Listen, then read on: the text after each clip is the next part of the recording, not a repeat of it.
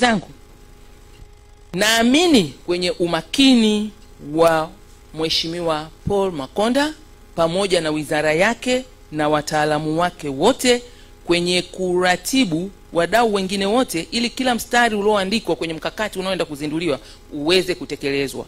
Swala lingine kuandika mkakati, tuna mikakati mingi imeandikwa.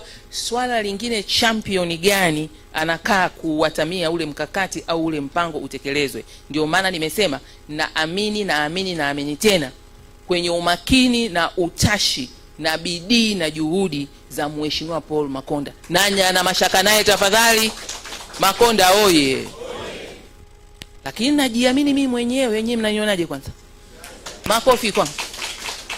Sasa ukituchanganya mimi na Mheshimiwa Paul Makonda, tunawahakikishia Watanzania mkakati huu unakwenda kutekelezwa kwa ukubwa wake na upana wake. Tunaye katibu wetu mkuu hapa Msigwa Gerson, yupo amejitengenezea nyenzo mwenyewe, pacha wake Dr. John Jingu kule niliko, na makatibu wakuu wengine wote.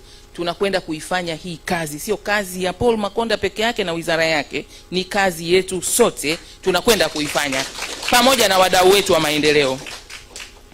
Baki point mbili, ndugu zangu. Mkakati huu ukitekelezwa, kazi ya wizara yangu ya kuratibu mafanikio ya eneo la malezi na makuzi ya watoto wetu wa Tanzania na ustawi wa familia, ambalo liko kwenye instrument zangu za kazi nilizopewa na Mheshimiwa Rais, itakuwa nyepesi sana.